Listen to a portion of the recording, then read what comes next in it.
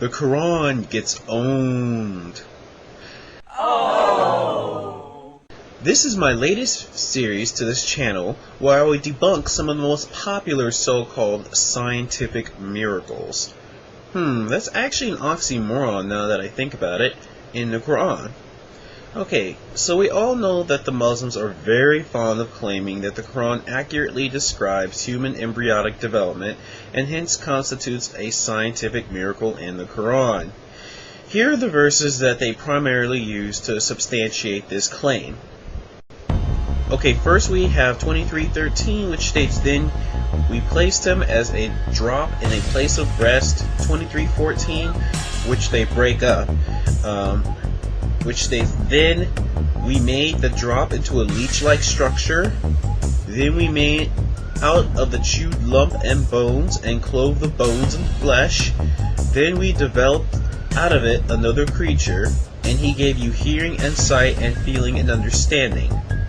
Then we have 32:9, which states, "Then out of a piece of chewed flesh, partially formed and partially unformed, and we caused whom we will to rest in the wombs for an appointed term." Then 39:6, which states, "He makes you in the wombs of your mothers in stages, one after another, in 3 veils of darkness." You know, whenever someone criticizes Islam, one of the most common arguments that is made is, "Oh, you're taking it out of context." Yet, context seems to go out the window when talking about miracles.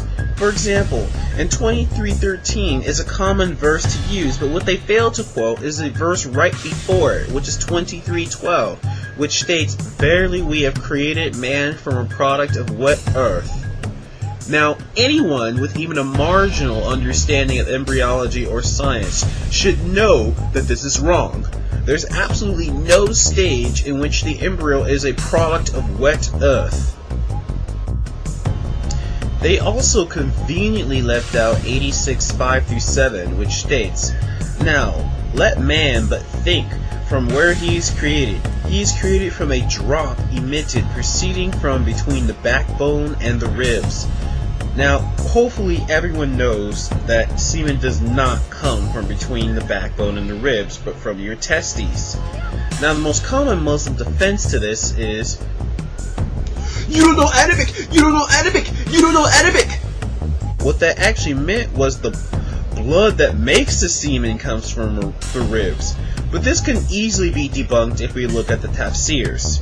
In case you don't know what tafsirs are, they are interpretation of what the verse actually meant, written by Muslim scholars who lived closer to the time of Muhammad. They base their interpretations on the sayings of Muhammad, his family and friends, and as educated scholars, their command of the Arabic language was exquisite. In other words, these people actually knew what they were talking about. Anyway, if we look at Tafsir bin Kathir, it says, "He was created from a water gushing forth," meaning the sexual fluid that comes out bursting from the man and the woman. Thus, the child is produced from both of them by permission of Allah. In other words, nut, not blood. So from these two verses alone, we already know that the Quran is off to a pretty poor start. But let's ignore these two verses and go on to the verses that Muslims love to quote when talking about embryonic development. 23:13. This is actually rather easy to debunk. The Muslims claiming that this verse is miraculous often translate it as, "Then we placed him as a drop in a place of rest," which assumingly means the embryo is resting in the womb. Oh, well, that sounds right. However, if we look at those good old tafsirs again, we see a different story. Let's go to Tafsir al-Jalalain, which tells us that the verse actually meant, "Then we made him, namely man, the progeny of Adam, a drop, a sperm drop, in a secure lodging, which is the womb." I'm not aware of any period in which the embryo is a drop of semen sitting in the uterus. But then again, I'm not well versed in Arabic or embryology, so maybe I'm wrong. Next verse. 23:14.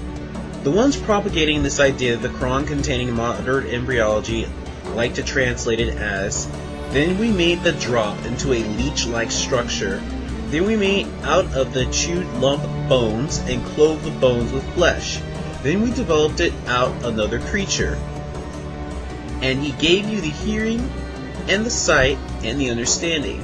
Okay, first of all, we don't even need to go into the tafsirs to know why this is wrong. We know that the bones are not there at all when the muscles and skin begin to form. If anything, it's more of a simultaneous occurrence rather than consecutive. There's never, ever, ever a stage where there's a skeleton and it gets clothed with flesh.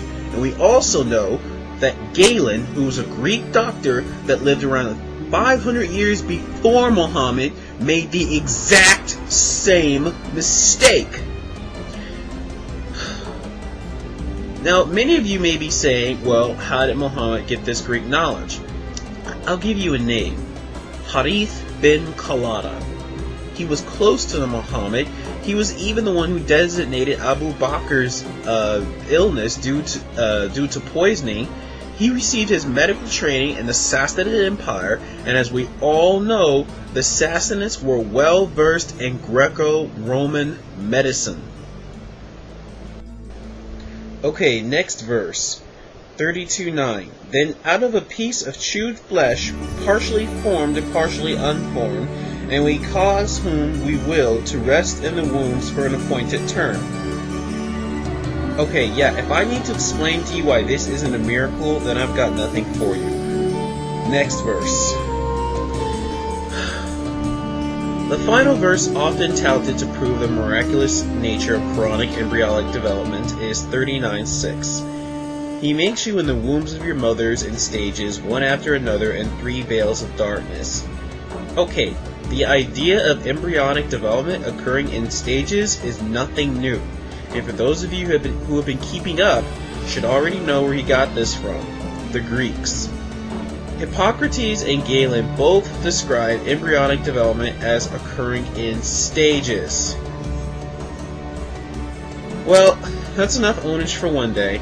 Stay tuned for more debunking of so-called scientific miracles in the Quran in my series, The Quran Gets Owned.